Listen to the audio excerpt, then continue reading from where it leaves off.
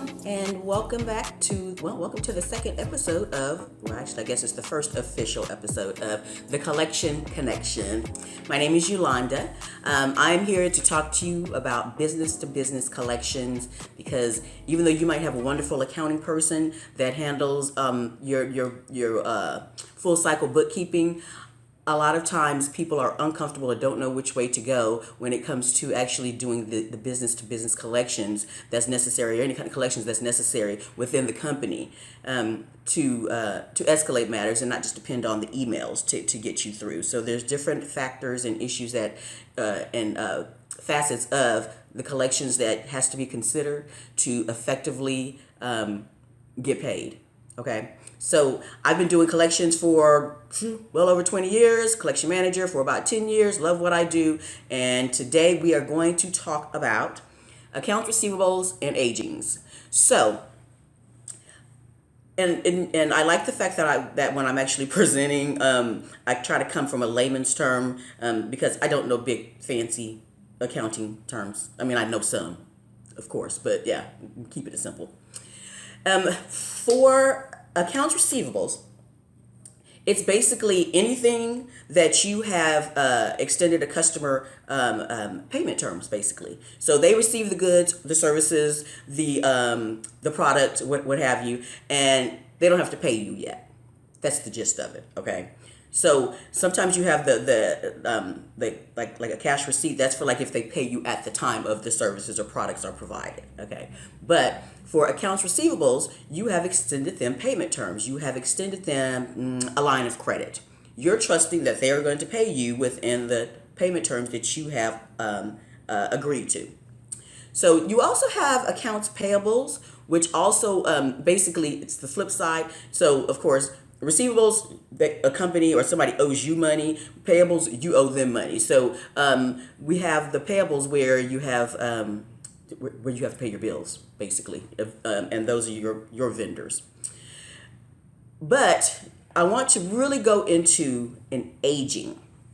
So an aging is a report of your accounts receivables, and depending on how you have it set up, it can be anything from, some people have it. Some people have it where it's it's buckets. There's buckets, so you can see exactly what is actually current. You can see what has just gone, what is over, like maybe 1 to 30 days past due, 31 to 60 days past due. 61 to 90 days past due, and it can go on and on. I usually, depending on how fast you want to escalate an issue, for the most part, I see the standard of what I just said, and then it just goes like 90 days plus. 90 days plus, there's really a big concern there, okay? There should be major activity going on if something's at 90 days plus. And a lot of times what I will see, especially in the bigger aging portfolios, because as I stated, I am a collection manager for a tech company.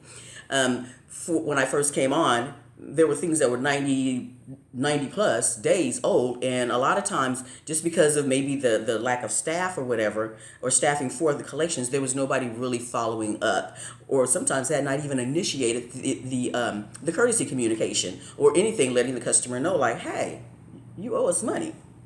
On the accounts receivable aging, there's many ways that you can actually run the report.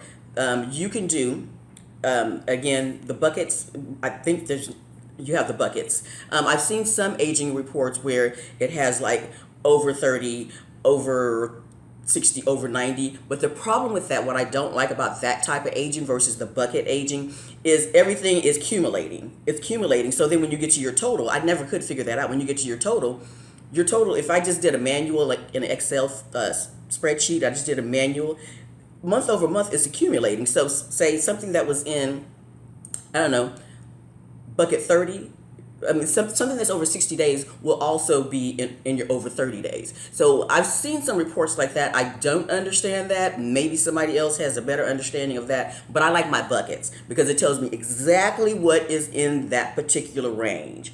And yeah, it works a lot better for me. I like it.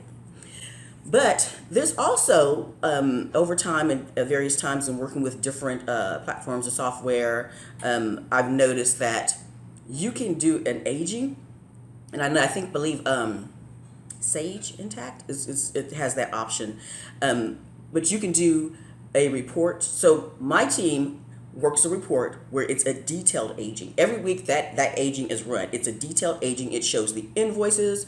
It shows, I actually had to do some extra formatting to get it the way I wanted it to be. But it has on there the invoice number, the invoice date, the due date for each line item, for each invoice. It also has on there a column for the if there's a purchase order that's involved that we need to know of. It has the buckets. And then it also has some other things. There's so many different things that you can tweak your aging to include as much or as little information as you would like.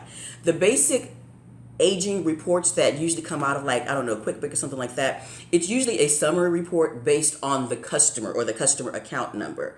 So with that, I use that mostly for month end. So when I'm doing my month end or quarter end close, I go for the summary facts instead of the detailed facts. But when my team or myself, or I'm trying to look at a customer as a whole, I want to see everything and all the detail about what's going on, then I run the weekly aging in detailed.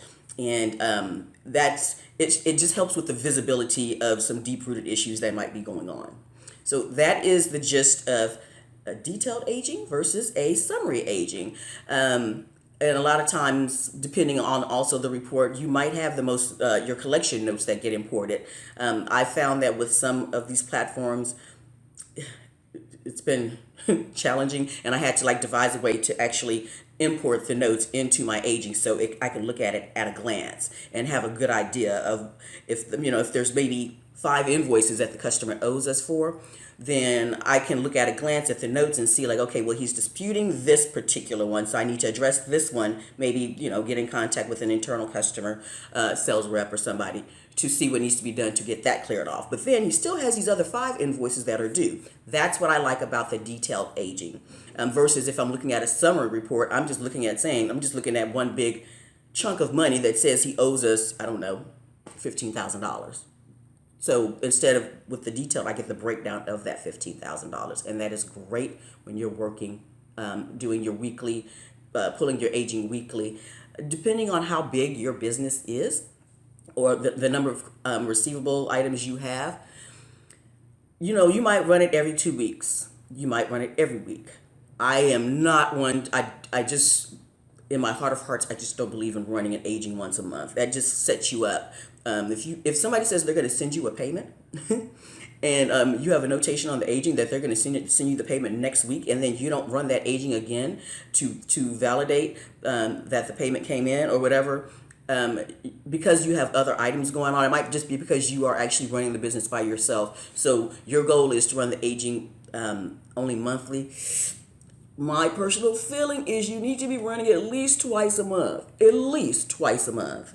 But of course, as your business grows, you will have maybe somebody that comes in to do it. But I understand that even if you have 3 customers, in my eyes, even if you have 3 customers that owe you money, I still just don't. I can't imagine waiting. 3 customers that may have past due that whatever. I still would not wait. Just call them once a month to get payment status.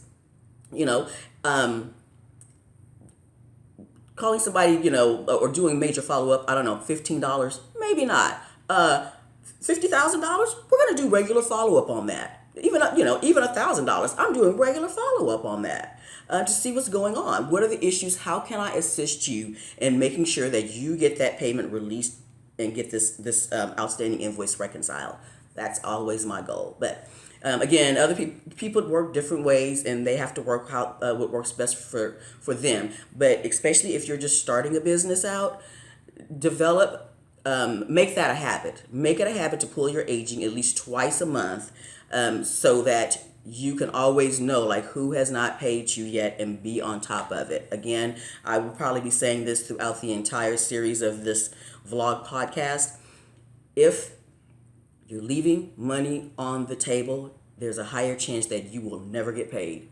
Okay, so just know that. Take that to the bank, so that you will know that for your business to succeed, you need that cash flow coming in, and you need to follow up on that on the regular, just like all the other facets of your business. Okay. I hope this bit helped today. So next, I hope this information helps somebody just get a little bit better insight on the importance of the collections. Again, I do business to business collections. Been doing it for a while. Love it. That is the gist of what I want to talk about today. Again, agings versus receivables. Next week, I will be posting a video where we talk about contracts. That is something I'm so very passionate about. Oh my gosh, contracts, contracts, contracts. Not contracts that's saying that you're giving your life away as far as your time, but or as far as a commitment to working with someone, or with their products, but just it's very important to have contracts, extremely, and we'll go into that next week. Okay, have a good day. If you have any questions or anything, I guess I'm supposed to say something like and subscribe, and somewhere, I don't know. We'll figure that part out later on. It's only episode 1, yeah. And then, but if you have any questions or need help with anything or some insight on the business-to-business collections, please do send me an email at harperwilllive or harperwilllive@gmail.com.